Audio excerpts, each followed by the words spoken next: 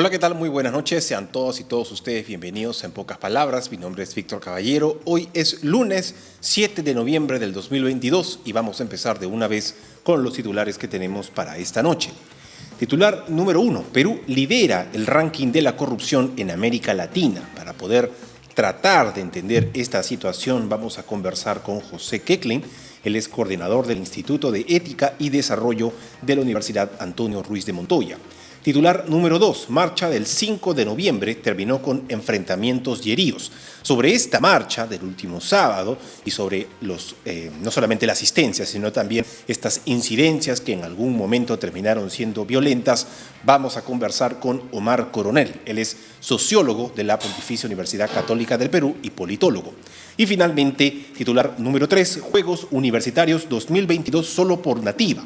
Vamos a ver la entrevista exclusiva que le hemos hecho al atleta Kimberly García. Y ahora sí, empecemos con el titular número 1. Vamos a tratar de aprovechar el tiempo lo más que se pueda. Hace algunos días nada más, el proyecto de opinión pública de América Latina ha publicado este informe que revela los altos niveles de corrupción de nuestro país, lo cual pues no es un caso único. Esto sucede en toda Latinoamérica. Es más, además del Perú con un 88%, está Brasil con 79%, Colombia con 78%, Paraguay con 75%, Chile con 74% y Argentina con 69%. Aquí hay una anotación muy importante. Tanto Perú como Brasil vienen experimentando escándalos de corrupción que involucra a expresidentes recientes y otras figuras políticas importantes, con nuevos casos emergiendo cerca o durante el trabajo de campo del 2021 para el Barómetro de las Américas. Para tratar de comprender estas cifras que de por sí ya suenan bastante graves, pero aún así hay que profundizar en ellas, estamos con José Keckling. Él es coordinador del Instituto de Ética y Desarrollo de la Universidad Antonio Ruiz de Montoya. Buenas noches, ¿cómo está? Buenas noches, ¿cómo está? Un gusto verlo. Bueno, quisiera empezar consultándole con respecto a este informe, ¿no? Publicado por el Proyecto de Opinión Pública de América Latina. Para las personas, los ciudadanos que no están tan familiarizados con este tipo de informes, con este tipo de estudios, ¿cómo definiría usted este estudio y cuál es la importancia que deberíamos tener sobre ellas? Bueno, es un estudio efectivamente que mide las percepciones, ¿no?, sobre la corrupción en los políticos. Efectivamente, el Perú es un país que atraviesa por un largo camino de los políticos que se han comprometido en actos de corrupción. Pero es sobre los políticos, no es sobre la sociedad misma. Yo creo que la sociedad peruana, los líderes, la prensa, etcétera, tenemos, digamos, claro los valores y sabemos qué valores juzgar. Aquí está hablando de los políticos, pero ni siquiera sobre la política, sino sobre los políticos en particular. Y aquí pues tiene una gran responsabilidad los partidos políticos como tal, que no logran poner unos filtros más exigentes a quienes nos van a representar, pero también la ciudadanía, ¿no? Digamos, no investiga, no busca qué políticos están fuera de actos de corrupción, quiénes están comprometidos, quiénes tienen antecedentes. Pero también yo diría que acá hay una gran responsabilidad de quienes hacen las leyes, ¿no?, y el Congreso. Digamos, ¿cómo es posible que se permita que gente con juicios pendientes o inclusive sentenciados en primera instancia todavía tengan un camino libre para postular o permanecer en un cargo de representación? Por ejemplo, este señor Donaire, ¿se acuerdan del congresista Donaire, un ex militar, claro, comprometido y sentenciado y todavía acogido en un congreso? O el señor Benicio Ríos, o este señor Helera, que acaba de renunciar entre julio y agosto, y además fue electo tercer vicepresidente, si no me equivoco, sí, ya comprometido. Entonces, hay mucha responsabilidad, pero quienes hacen las leyes tienen una gran responsabilidad en esto, ¿no? Ahora, siempre existe este debate interesante, ¿no?, que hay quienes dicen quién, más que tratar de saber quién tiene la culpa, se intenta saber en dónde está el origen del problema, ¿no?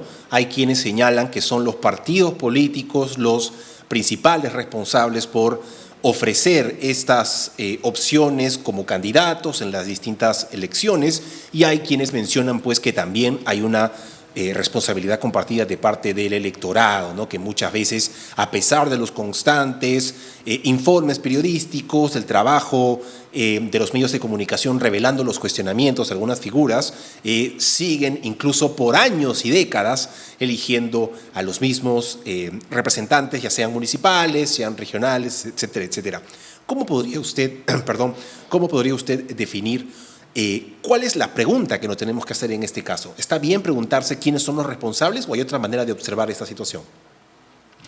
No, sin duda también, como bien señalas, hay una gran responsabilidad en los partidos, en los líderes, pero también hay una gran responsabilidad en el ciudadano, ¿no? Participar en política, digamos, si uno tiene unos valores morales reconocidos, si uno está limpio, digamos, de estos procesos, tiene la obligación y la responsabilidad de participar en política, no dejar que otros participen, digamos, ¿no? Entonces, no solamente los partidos, sino uno como ciudadano también debe buscar participar y llevar intereses, digamos, sanos, por decirlo de alguna manera, a la escena política. Pero también cierta prensa, por ejemplo, escarba mucho en las miserias de los políticos, ¿no? Y esto pues es vendedor y esto tiene cierto rating mediático. Los políticos son como cualquier ser humano y tienen sus miserias, sus bajezas, sus debilidades. Y, por ejemplo, escudriñar en la vida de un político que ha comido un poco de pollo, ¿se acuerdan del comepollo, por Claro. ejemplo? Efectivamente es un acto condenable, no está bien, pero tiene sentido mostrar a la opinión pública en un domingo por la noche que un señor comió un cuarto de pollo más, o una congresista que roba cable, por ejemplo. Todo eso está muy mal, pero también hay cierta prensa que deliberadamente escarba en los más miserables aspectos de la vida de un político, cuando todos los tenemos. Entonces, estas cosas se lleva el ciudadano y también muestra y el ciudadano percibe que sus políticos son unos miserables, unos corruptos. Quizás lo mejor, si queremos medir la labor de un político, es sobre su trabajo. Los políticos participan en el Congreso, los políticos gestionan nuestras ciudades, los políticos gestionan nuestro país, los ministerios, los políticos gestionan el dinero público. Y es sobre eso que la prensa debería poner el ojo. Es decir, hay eficiencia en el gasto, es decir, producen leyes que benefician a la mayoría de los peruanos, gestionan las ciudades con eficiencia, respetando los derechos, respetando, en fin. Entonces, esos aspectos de los políticos deberíamos juzgar más, sin lo otro, por supuesto. Si alguien mete una familia, si alguien hace un acto deslenable, por supuesto que hay que condenar. Pero en el ojo y en la evaluación hay que poner el trabajo que hacen los políticos frente al país mismo, a la cosa pública. Entonces, por supuesto, un peruano promedio, una peruana promedio, ve estas miserias y inmediatamente se sensibiliza, por supuesto, y condena al político, ¿no? Entonces, también alguna prensa creo que ha perdido el foco de lo que significa evaluar el trabajo político de una autoridad, de un regidor, de un gobernador, de un ministro, de un congresista, ¿no? Claro, ese es un punto interesante porque debatible, ¿no? Como cualquier otro. Se puede mencionar que hay una responsabilidad compartida por todos lados, ya sea en la ciudadanía, ya sea en los partidos, ya sea en los propios medios de comunicación que muchas veces no solamente se encargan de difundir cuestionamientos o casos, sino también, como se reveló en la campaña del año pasado, hay medios pues que ellos mismos de manera secreta, por supuesto, no lo transparentan a la ciudadanía, muchas veces intentan hacer campaña a favor de un candidato y en contra del otro, ¿no? Yo recuerdo mucho este informe de la misión de la Unión Europea que observó las elecciones del 2021 y allí señalaron claramente, ¿no?, que hay algunos medios masivos hicieron campaña a favor de Keiko Fujimori y otros en contra de Pedro Castillo. Pero al margen de este tema de cómo podríamos evaluar las responsabilidades de todos lados, lo que tenemos también es una situación nueva, por así decirlo, para nuestra generación, ¿no? Porque, por ejemplo, hace un par de años yo estaba en Colping conversando con un periodista colombiano y él decía que para Colombia la situación peruana es sorprendente, ¿no? Porque tenemos a prácticamente todos nuestros expresidentes vivos sí. Siendo investigados, procesados, en algunos casos han estado pues en prisión preventiva, como el caso de Ollanta Humala, el caso de Keiko Fujimori, en algunos casos pues las diligencias de detenciones preliminares terminaron de manera desafortunada, como el caso de Alan García con un suicidio.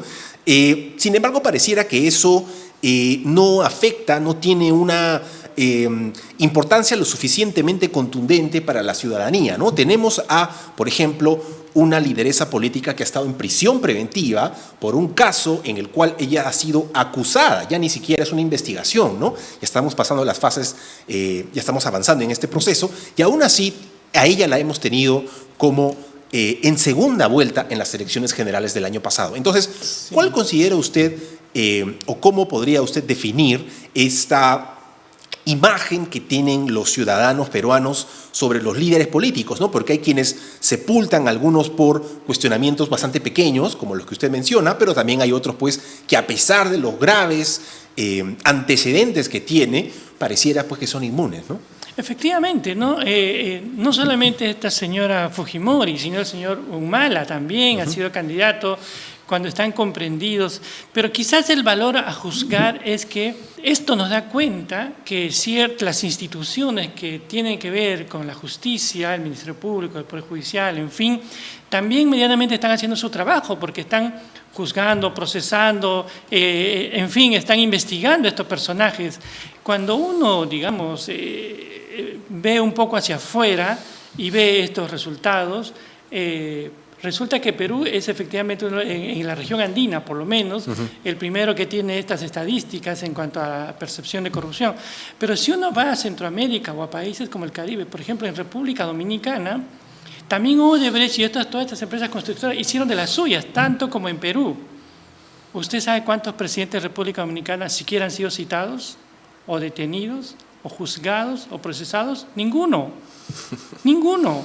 Y estaban tan metidos en esta corrupción como estos políticos peruanos. Entonces, en Brasil también, lo que acaba de pasar ahora. Exactamente. Con Lula.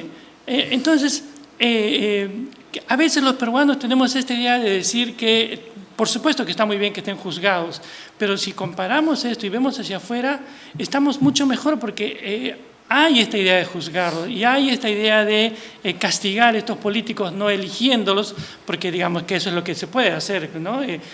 Castigar no dejando que entren a una representación política, etc. Entonces, de algún modo manera, también las instituciones en el Perú, me parece, con todas sus limitaciones, por supuesto, que buscan juzgar y castigar en general a estos políticos que han sido comprometidos en actos de corrupción, ¿no? Y justamente sobre ese tema también podríamos hablar de cómo muchas veces un candidato, ya sea municipal, ya sea provincial, sea regional, también identifica o le da un rostro a una ciudad entera, ¿no? Porque, por ejemplo, en esta campaña regional y municipal de este año, al menos en Lima, ¿no? En el caso particular de Lima, como los dos candidatos principales teníamos por un lado a un exministro del Interior que se negó en absoluto a responder cualquier pregunta que no sea el de la inseguridad ciudadana, ¿no? Él tomó como bandera este tema. Probablemente pues los estudios, los focus group que hicieron internamente en Podemos Perú señalaron que este es un tema que le preocupa a la ciudadanía y por eso puntualizaron tanto en ello, pero por otro lado también teníamos a un líder de una bancada congresal que no sabemos si es que tiene, sí sabemos que tiene una pequeñísima experiencia en políticas públicas, ¿no? Ha sido regidor, sí. Pero de allí pues él lo que llama la atención es su personalidad que es bastante equilibrada a la característica de muchos limeños, ¿no? Es un hombre ultraconservador, muy religioso, que muchas veces pues es un poco malcriado, un poco violento para responder, muchas veces pues él dice pues no, es mi opinión y se manda con todo tipo pues de afirmaciones que no tienen ningún sustento, ¿no? Pero también pues eso también podría caracterizar a buena parte de la ciudadanía que en estas elecciones han votado por ellos, ¿no? Algunas veces los políticos que luego vemos cuestionados, en algunos casos suelen ser reflejos también de las personas que votan por ellos. Sin duda, muchos peruanos, y en particular en este caso de Lima, opinan como él, se identifican como él, y todos sabemos, o por lo menos hay indicios que este señor no ha pagado impuestos, y muchos son pues vivos, la viveza, etcétera. Entonces, efectivamente calzan, no solamente en términos políticos, ideológicos, sino también conductuales, ¿no? Con uno y otro candidato, no por nada han llegado a esto. Pero, y lo más grave de todo esto, me parece que cuando la ciudadanía va teniendo esta percepción tan alta de la corrupción y la ineficiencia de los políticos, y todos sabemos que llegan para enriquecerse, aprovecharse, sacar leyes en su favor, lo más grave me parece que la gente va percibiendo que son ineptos y que la única salida aquí son salidas autoritarias y duras, ¿no? La democracia es muy débil, solo sirve para enriquecer a algunos, los políticos llegan ahí para hacer las suyas, entonces estamos cansados y aquí queremos, ¿cuántas veces hemos escuchado? Aquí necesitamos un Pinochet, ¿no? Aquí necesitamos una mano dura, y ya ha pasado, y tenemos a un señor que ha salido a la cárcel después de 17 años y pico, haciendo campaña para poner orden en el país, porque todos son delincuentes, todo él se sitúa por encima del bien y del mal, todos son malos, y él virtuosamente quizás quiere corregir lo que otros no lo pueden hacer o dejan que hagan, ¿no? Entonces, creo que ahí hay un problema, ¿no? Entonces, esa salida es peligrosa, ¿no? Porque terminarán otros corruptos sin ningún control haciendo las suyas. Un asunto también importante, sobre todo en regiones, es que en las regiones no hay una prensa, ¿no? Digamos, son periodistas libres, individualmente hablando, no hay empresas editoriales, y entonces estos periodistas, que son personas en sí mismas, pueden vender las horas que alquilan en los canales de televisión o los espacios que alquilan en un periódico para venderse, como ocurre, por supuesto, en algunas regiones apañando o atacando innecesariamente o apañando actos de corrupción. Entonces también ahí en las regiones se construye esta corrupción a partir de estos periodismos casi personales, ¿no? Y en las regiones el único empleador es el Estado, ¿no? Es el que más contrata gente y es el que más contrata obras. Entonces, cuando no hay un control también en estas regiones frente a estos gobiernos regionales, aparece la corrupción.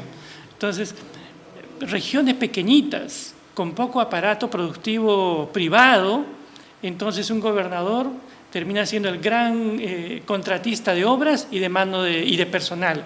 Y ahí empiezan efectivamente los actos de corrupción, y algo ha cambiado en el sentido de que muchas de estas oficinas de control interno ya no dependen del propio gobernador, sino dependen ahora de la Contraloría General de la República, porque antes era el propio gobernador quien contrataba a su OSI, a su Oficina de Control Interno, pero ahora ya no depende de sí mismo. Entonces también esos son buenos avances que tenemos, ¿no? Justamente mientras usted mencionaba ese tema de las reminiscencias, los anhelos de algunos autoritarios, en algunos medios de comunicación hace no mucho se hablaba de este oxímoron, ¿no? De un golpe democrático, decían que era la salida para la crisis política. Finalmente, quería consultarle con respecto a esta manifestación que se ha dado el último sábado, ¿no? Muchas veces siento yo, es una opinión, una posición personal, por supuesto, muchas veces siento que los partidos políticos subestiman a la ciudadanía, ¿no? Piensan que con un discurso sencillo, populista, pueden convencerlos y no necesitan de mucho profundizar, de que con unas cuantas apariencias ya es más que suficiente pues para consolidar una narrativa, engañar a la ciudadanía, manipularlos. Piensan que es fácil, pero no es sencillo. Y una de estas pruebas es, por ejemplo, lo que ha sucedido este último sábado, ¿no? Tenemos muchísimas encuestas de los últimos años, de los últimos meses, que muestran claramente una desaprobación hacia el gobierno de Pedro Castillo. No es pues mayoritaria, no es un 90%, está por el 70, 60 y pico, lo cual por supuesto es bastante grave, ¿no? Es una desaprobación amplia contra un gobierno que acaba de empezar hace un año y un poquito más. Sin embargo, tenemos a algunos líderes políticos que están tratando de convocar a manifestaciones a la ciudadanía, claro, muchas veces ellos parece que han aprendido, ¿no? Como hace mucho no salían a marchar, parece que han aprendido con el tiempo. Al principio ellos no tenían temor de mostrar sus logotipos y ahora los tenemos un poco tras bambalinas, ¿no? Poniendo unos rostros que según ellos son neutros para ellos pues estar detrás de ellos, ¿no? Y aún así, a pesar de la enorme desaprobación que hay contra el gobierno de Pedro Castillo, tenemos una manifestación que con las justas ha llegado pues a los 8 o 10 mil asistentes, ¿no? Que son los cálculos. 100.000, ¿eh? Claro, que son, ellos dicen, ¿no? Que son 100.000, ¿no? Siempre hay estos números, pues, ¿no? Que ellos lanzan, pero mi punto es el siguiente, ¿no? Tenemos una manifestación ciudadana que, al margen de los números exactos y los cálculos que podamos hacer de asistencia, no es una manifestación lo suficientemente fuerte como para remecer a un gobierno y ocasionar lo que sí ha pasado en su momento, por ejemplo, con el gobierno de Manuel Merino. ¿Por qué considera usted que, a pesar de esta enorme desaprobación contra el gobierno, hay ciudadanos que no se animan a participar de estas manifestaciones como sí lo han hecho en otros casos, ¿no? Hay algunos que dicen que esto se debe a que tenemos esta manifestación del lado de un Congreso que ya tiene los votos, por ejemplo, para aprobar un adelanto de elecciones, pero no lo hace. Entonces, esta marcha se puede interpretar también, claro, en contra del gobierno, pero también a favor, de alguna u otra manera, del Congreso. ¿Cómo lo interpreta usted? Un poquito antes.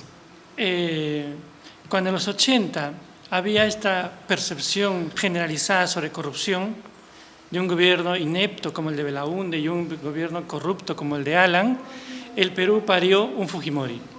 Cada vez que atravesamos en el Perú periodos de crisis total en economía o en términos de corrupción, aparece un gran salvador. Ese gran salvador fue Fujimori y ya sabemos todo lo que significó en los años 90, mucho más corrupción, mucho más desestabilización institucional, ¿no?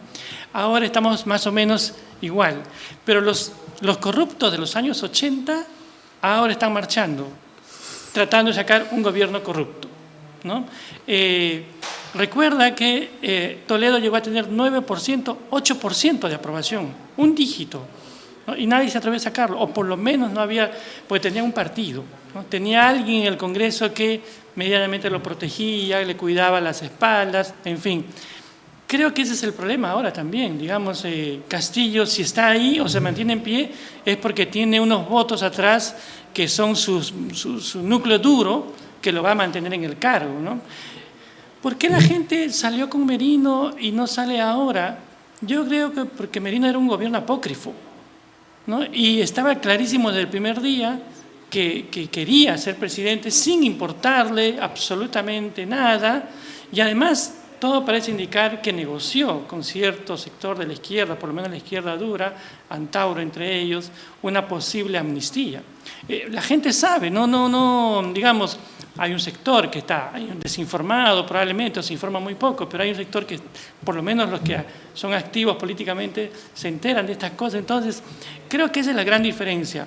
Merino un gobierno apócrifo y deliberadamente puesto ahí para mantener o prolongar un gobierno como el de ellos.